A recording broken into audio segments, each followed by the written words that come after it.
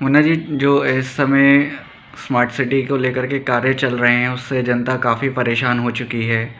इसको लेकर के आप क्या कहना चाहेंगे?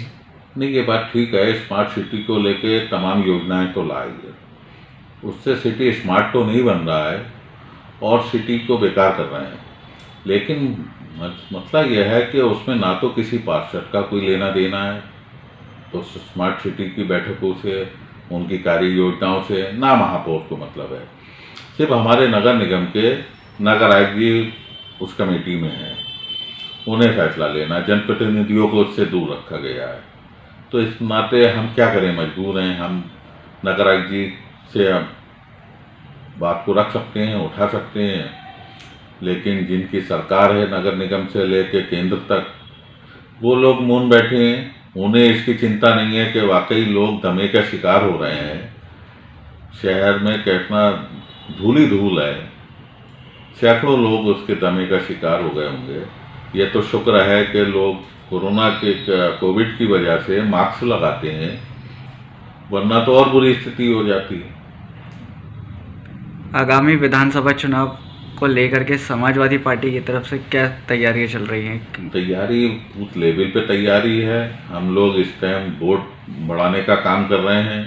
जो वोट जिनके नहीं बने हैं, 18 साल के जो नए वोट हैं वो, या जो भी कोई भी वोट रह गया है, उसके लिए पूरी पार्टी लगी हुई है, बूथ स्तर पे काम हो रहा है। जैसा कि शहर के बरेली सांसद संतोष गंगवार को केंद्र मंत्री के पद से हटाया भी गया है, सभी जानते हैं।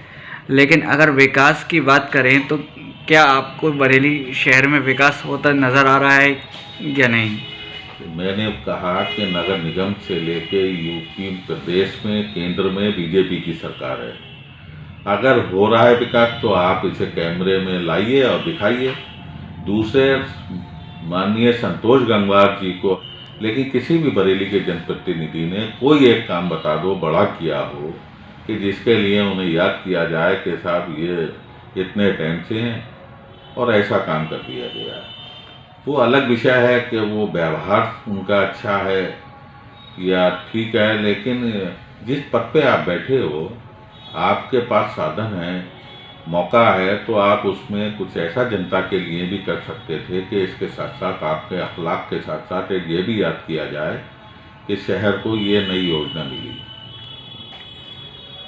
जैसा कि अभी आप जानते हैं कि एक नव निर्मित पुल का संचालन भी शुरू हो चुका है, चौपला पुल का, जिसे अटल बिहारी वाजपेयी जी के नाम पर रखा गया है।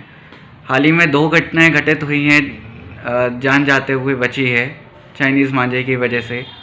तो क्या आपको लगता है कि बिना तैयारी के इस पुल का संचालन करना सही था? हम कहते हैं चलिए, आपने जनता की परेशानियों को देखते हुए अगर शुरू हो गया है, लेकिन उसके साथ शामतगंज में ओवरब्रिज हुआ शुरू। ये सारे ब्रिज जो हैं सपा सरकार की देन है। बेशक बहुत लेट लतीफ़ी काम हुआ, इतना वक्त लग गया। अभी कई काम ऐसे हैं पिछली सरकार के अखिलेश जी के द्वारा शुरू कराए गए जो अभी भी पूरे नहीं हो पाए हैं। इन्हें 5 साल में अगर उन्होंने किया है तो या तो कुछ काम पूरे हो गए हैं या अभी अधूरे हैं। इनका अपना कोई एक काम बता दो। दूसरे, शामागंज ओवरब्रिज पे पुल चालू हो गया था, उसके बाद उसकी काम चला, तो ऐसी अगर वो पुल चालू कर दिया था तो उस पर भी साइडों में लगाना चाहिए, उसकी बंदिश और तार खींचना चाहिए। जैसे अभी डीएम साहब ने एक आदेश किया था जिस पे शामलगंज वाले ब्रिज पे तार लगे हैं, तो उस पर भी लगना चाहिए। और चाइनीज मांझे के उसमें तो और सख्त कानून बनना चाहिए। जो लोग उसका व्यापार कर रहे हैं, जो उसका इस्तेमाल कर रहे हैं, उन पर कड़ी से कड़ी कार्रवाई होना चाहिए। इस माह से कोहाड़ा पीर से लेकर चौप आयुब खान तक पुल का निर्माण शुरू होने जा रहा था, उसको लेकर के आप क्या कहना चाहेंगे? क्योंकि जनता काफ़ी समय से परेशान भी है और कहीं ना कहीं इस क्षेत्र के व्यापारियों को भी दिक्कत होगी। नहीं, दिक्कत तो जाहिर सी बात है, किसी को फ़ायदा होगा तो किसी को नुकसान होगा। कोई भी काम होता है तो वो दोनों चीज़ें हैं।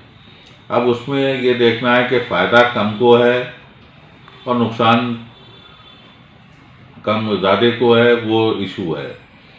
नुकसान तो स्वाभाविक है कि व्यापारियों को होगा।